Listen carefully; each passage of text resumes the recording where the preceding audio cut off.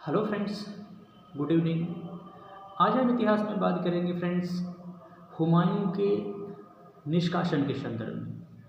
हुमायूं 15 वर्षों तक हिंदुस्तान से निष्कासित रहा, हिंदुस्तान से बाहर रहा, तो इसी पे आज चर्चा करेंगे।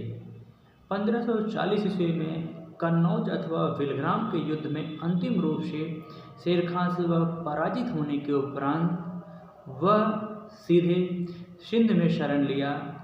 यद्यपि उसे मालदीव से आश्वासन था सहायता मिलने का, किंतु शेर खां के दबाव के कारण मालदीव ने अपना प्रस्ताव वापस ले लिया, तो मालदीव से कोई सहायता उसे मिली नहीं।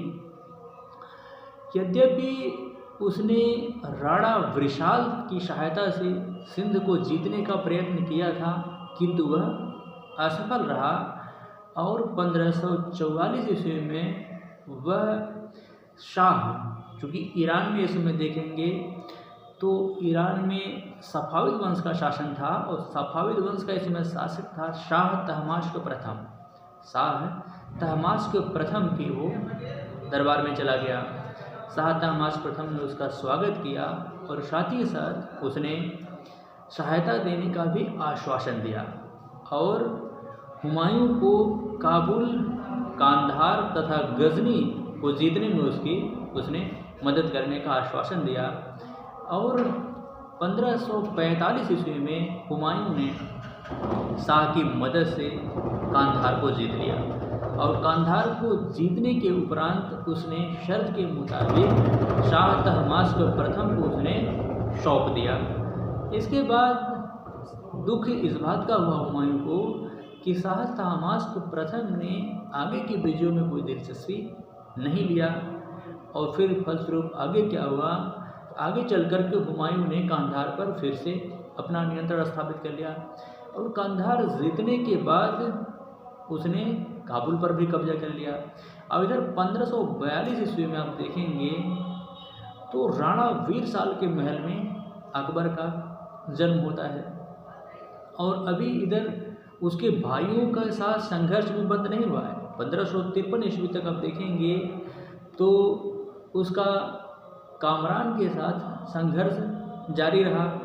हालांकि हिंदाल आगे चल कर वह हुमायूं के साथ मिल जाता है और 1551 ईस्वी में आप देखेंगे तो कामरान के साथ संघर्ष में हिंदाल मारा जाता है और अंततः हुमायूं ने कामरान को भी पराजित किया और उसकी पराजित करने के बाद उसको बंदी बना लिया और बंदी बना करके उसकी आंखें फोड़ दी गई और आंखें फोड़ करके उसको मक्का भेज दिया गया।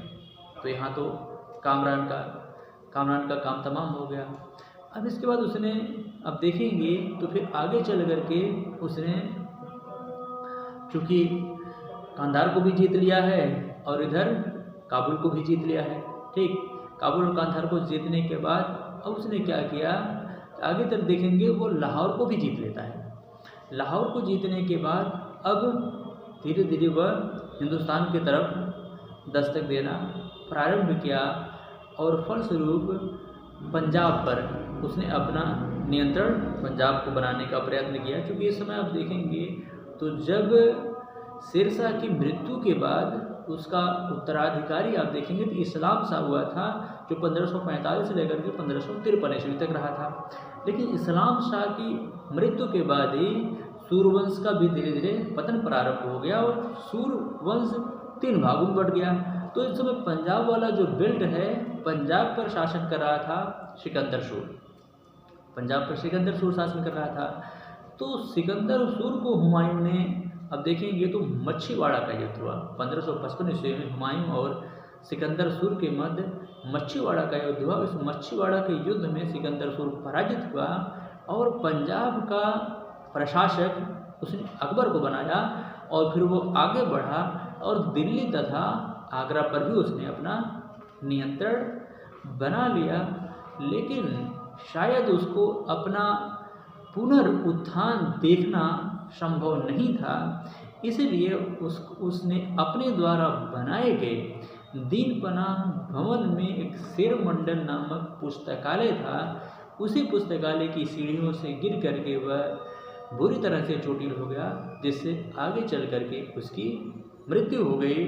हालांकि हमने पिछले भी क्लास में कहा था कि हुमायूं विश्व इतिहास का एकमात्र ऐसा शासक था, बादशाह था, जिसने अपने पूरे जीवन काल में अपने राज्य को खो दिया था और जीवित रहते उसने अपने पूरे राज्य को फिर वापस भी पा लिया। तो ठीक है फ्रेंड्स, फिर मिलेंगे एक बेहतर क्लास के साथ, तब तक के लिए सही।